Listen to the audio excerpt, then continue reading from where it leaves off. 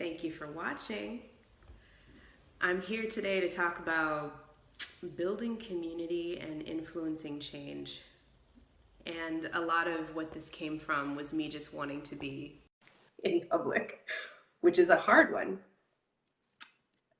All right, I'm adding on Lee because she's like, hey. Hi, Hosan. Hi. I was just introducing the whole concept and everything. Oh, great. Hi, Haney. I see that you joined.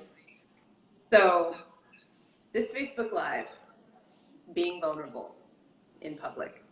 One of the things I don't do and haven't done in a long time is posted stuff about politics or just opinions on current events, even on social media, because a lot of what I've seen and a lot of what I feel like people have talked about when it comes to social media, but just in general, right, in social interactions, is that we're critical, really critical, and we hold judgment more than we hold curiosity, and that we're quick to write people off. And that is the enemy of vulnerability. And a lot of my work, and I feel like all of my work in a way, has been about encouraging vulnerability so that as we together, we're building something we actually love. So this conversation today and future conversations are about this concept, about what it takes to actually connect and have some grace with one another and be authentic and be vulnerable in a way that creates that vortex, that positive vortex of change. So that's what Hosan and I are going to be talking about today. She's my first guest here in this little experiment. And Hosan, I'd love for you to introduce. Yeah, it got a little sunny here by surprise. I'm Hosan Lee, and I'm the founder of a company called Table Tribes. And I'm also currently working on a platform called Dokusa, which you can visit us at dokusa.com, Dokusa. And I'm broadly interested in how technology can augment human interaction, and we could start to transform these relationships into action. Damn, I didn't even know the second company. Oh, I know. Cool. We're in stealth. Now shared with a few thousand people on Facebook. All right, so then knowing attention spans, I really just want to jump right into it. And I was going to ask you this question about what's your definition of grace first. I actually think I want to start with the situation where a recent situation where you had to dig deep for grace and you felt it give you peace. Yeah. So I've personally divorced myself from my family, and I have a tough relationship with one of my family members, and we just trigger each other as family members can. And one day, like relatively recently, we're just starting to get into each other, yelling at me. Things are escalating. I'm trying to just practice meditation while it's happening. And then like I think of a new tool in my arsenal, and I just like get up and I hug her. And I've never done that before. We're not a huggy family. We didn't grow up with this. And I just like hug her. I've like learned how to hug. And she just stopped. Like everything just stopped, all the escalation. And everything just calmed down. And yeah, it was amazing. The power of a hug. And you said, who is this with? Oh, a family member. A family member. Got it. Okay. Yeah. And how did that feel once that happened? Well, it felt amazing. I mean, like, yeah, we talk about, abstractions of love can overcome conflict. And, you and I have written an essay on this. And, but yeah, to actually practice it and see it in play and then like directly see results manifest from it in such a quick feedback loop, that was amazing. So yeah, it put me instantly at peace and it felt really empowering. For me, I think something deeper crystallized in that moment. That's beautiful. And how would you describe grace in that situation?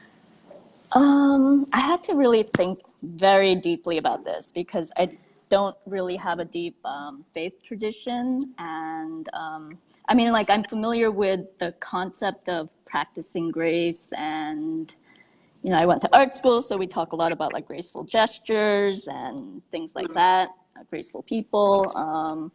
But yeah, I think the way that you're thinking about it, like, the full power of grace, of living with grace and in grace, is something I haven't really thought very deeply about. And so, yeah, I think that grace is the power that manifests when compassion for yourself is at equilibrium with compassion for others. When compassion for yourself is at equilibrium with compassion for others. I think, yeah, that's my starting point. Wow. I'd love to hear other people's perspectives on this. Yeah. If you're watching this or even later, I would love to see in the comments what your definition of grace is, because that's deep. And how do you feel like that comes up for you in your day-to-day life, if at all? I know that you said it's not something you think about, but the definition feels like something that may hit you on a more regular. Yeah, I think I practiced that. The attempt at trying to express what's internal, and the balance of the internal expression being the same as your external expression. And that's something I've been practicing for a very long time, or trying to. And so I would say that that's how I navigate my day-to-day life. And I think I just didn't call that grace. I don't know what I called it. Just living, just being. Yeah, no, I hear that. And then how do you feel like that definition of grace intersects with building community? Knowing that's what you are all about with Table Tribes. Yeah, I think that, I mean, community is a tough one. It's tough to build deliberate, intentional community. And for a lot of people, it can take a lot out of them. And this is where you start to talk about like the need for self-care and the need to unplug. And so this is where that equilibrium starts to become unbalanced, right? And so when that happens, it's hard. It takes energy away from the ability to build and give to other people, the energy that effort needs. And so it's a constant sort of practice, or a daily sort of struggle, more practice, that those two things need to be balanced. Can you say your definition of grace again? The power that manifests when compassion for yourself is at equilibrium with compassion for others. Word. Where, Yeah. And even my own thoughts thinking about if you were trying to build community and compassion for yourself didn't actually equal your compassion for others.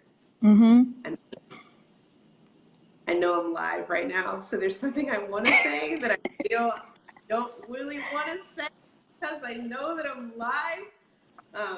you can write a blog post. Say what? Oh, you can write a blog post. Write a blog post, yeah. But so just I'm trying to scrub it a little bit so that I'm not going to get hit. But when I think about that definition of grace, and when I think about what's going on in our country right now, I feel like when we elected officials of any kind, this definition of grace and checking whether they are able to hold compassion for themselves, and then seeing how that expresses itself as compassion for others, that actually feels like governance. You know, that's a hallmark for governance, because if you don't have compassion for others, you're not going to be able to make resource distribution decisions, and you're not going to be able to compromise or do anything. And I feel like governance is pretty key to building community. So, yeah. And we've talked about this before, right? The power of what happens if a person is whole, and that starts to ripple outwards into other people who are whole. Then what's the collective power of that community then? So I think that then manifests into governance, right? You start to need rules to control, to provide a framework or a structure around that. Exactly. But then if we're taking it into the vulnerable space, I feel like these are concepts that at least I talk about a lot. And I feel like the people, many of the people I'm around talk about a lot. But there's still, when I read what's in mainstream culture and when I look at current events and then I feel into these conversations, the gap is humongous. And it's actually one of the reasons why the word grace is something I like. Because to me, grace implies, it's like generosity plus some kind of spiritual or religious connotation.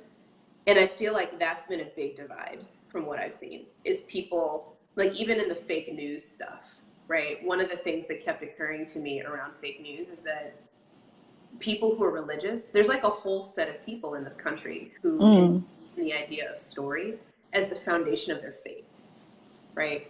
And I don't divorce myself from that. I was raised pretty Christian, and that the stories inherent in Christianity are a huge part of my identity. And I also feel like when I get up against real deep walls within myself, it's stories and it's archetypes that break me out of that. It's not facts. Like the fact that I may be harming someone else or hurting someone else isn't enough to make me stop doing that behavior. But if there's a, well, when I put what I'm doing to somebody else, maybe in the form of a story or like statistics just don't work. There's a nugget in there that I'm trying to get to around why the word grace and how story, well, really where I started from was this concept of the gap, right? So I think I'd love to turn that back around on you now. Yeah. That was really what I was trying to say. There is a gap between what we're talking about right now and what I feel like everybody else is experiencing. And the gap that I see, a part of it is the war between story and fact.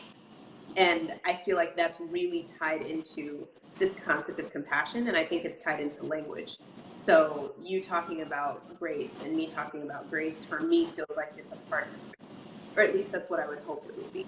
But when it comes back to you, I'm curious about how you experience the gap between what we're talking about right now and the way that you feel everybody else is interacting. So the gap between story and fact. Well, no, it's And that was my version of the gap between like vulnerability, authenticity, compassion for self and others, and the way everybody needs to be acting right now. That's the gap. Like, what would it take for people to have grace, basically, with themselves and others? I think there is a big gap between what's happening top down and what's happening bottom up. And I think some of these concepts exist in like what people's day-to-day lives from the like out in the real world, and then kind of butting up against policy decisions and all of the fake news and the things coming out of DC, information that's happening right now. And I think the disconnect comes from there just being maybe a ceiling to what can be achieved as individuals when individuals are deliberately being kind of segmented and cut off from each other, and this need to kind of go in and finding faith and spiritualism and community and belonging. But then there's power, there's collective power in that, and that needs to happen. And then there's also a lot of top-down forces trying to break that apart. So maybe that's a gap that I observe. And then what about, do you feel like there's a gap when it comes to everyday people and not just top down and the way that that's interacting when it comes to the way we treat each other? Yeah, I mean, I guess that's the current buzzword, polarization, right? I actually don't know. I'm not 100% convinced we're as polarized as the media makes us out to be. Ooh, say more about that. Well, I mean, at the same time, like we have so many coalitions that have never existed before in history, and you've got like groups of people who are so diverse from each other, like fighting for each other. Like these marches are so diverse and multicultural and multilingual and multi-ethnic, and there's age diversity, and you haven't had this scale of cohesion at the same time while you also have this vast like polarization on a partisan level. So yeah, I don't really know how to connect that in my head. Yeah, no, But at this, yeah, but I think it's both. Both are happening simultaneously. that's so what came up for me when I heard you say that is how it feels like the way that I connected in my head and the way that I have connected it is that I feel like we're more real right now. And that being more real means that there's more opportunity for real deep connection and real deep conflict and real deep love and real deep fear. Like basically all the realness in terms of the core emotions and the core experiences we have as humans are on full display right now. And we are in them in a really big way. We're not in them a little bit. We're in them a lot, and they're a lot more upfront. And so if the communities that you're in are emotionally intelligent and skilled at being connected, then that's the biggest thing you're going to experience. And those of us who do that are finding more of that. Yeah. But then if there are those of us, and I don't feel like we all have all of it inside of us, and I don't ever like these people are emotionally intelligent over here, and these people are fear over here. Like I actually don't think that's not real. We're all somewhere in there most of the time. Yeah, that's interesting. I feel like depending on where we are, there's just more of it right now. And so maybe we're also. Oh, sorry. No, go ahead. Maybe we're also. Oh, maybe we're also at a stage then where we're either awakened or we're apathetic. Like maybe it's an all or nothing proposition right now. And so maybe that's the maybe that contributes to the disconnect. Like there is a broad apathetic middle at the same time. So, yeah. Okay, so then if you had to talk about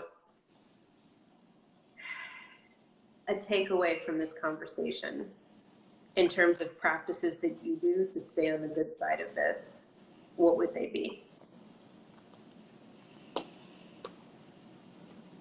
I think just getting out more, talking to more people. I have a tendency to sometimes self-isolate, and I can kind of go into hermit mode pretty quickly and be completely happy in that. So I'm not like, it's not a symptom of being sad or lonely. It's just I like it. But also it's not at the same time healthy, and I think also at the same time that's not the way to best contribute to the world. And so I think one of the things that I've been trying to be mindful of is how to, I guess, put it into like dry economics language, but how to like maximize my social collisions for the day. And so trying to just get out and like not be afraid of talking to people. I would not put that in the fear category. I feel like it's just a numbers game. If you talk to 100 people in a day and like 50 people reject you, that's still a 50% win. So I'm happy with that. That's awesome. Yeah. I also meditate a lot more these days. Girl, me too. Really? Oh, Jesus, yeah. So I'm hearing you say that balance between having me time and encouraging yourself to connect, and then meditation. I think that my takeaway from this conversation is just a constant reminder that all of it is true at the same time. I tend to. I agree. I spend a lot of time online, so my vision and picture of the polarization. I think I look for the polarization because I'm interested in shadow work, and I'm interested in conflict integration. So I'm always looking for it. But if I wasn't looking for it, my predominant experience with my friends and with the people that I interact with every day is one of cohesion and of actual grace, which is pretty interesting. So I feel you reminded me of that today. So I'm grateful for this conversation. Yeah, thank you. Thank you. But Can you remind folks where they can find you? Oh, can connect with me on Facebook. Just add me. And to say the names of your new organization again. Oh, Dokusa, DOKUSA.com. Perfect. And if y'all want to connect with me, we're going to be having more of these conversations, and I'm going to be interviewing people over time. So I'm going to put in a link in the comments to sign up if you want to hear more about future conversations like this, and also tools to. And thank you very much for watching. I appreciate it. Take care, everybody. Thanks, everyone. Bye.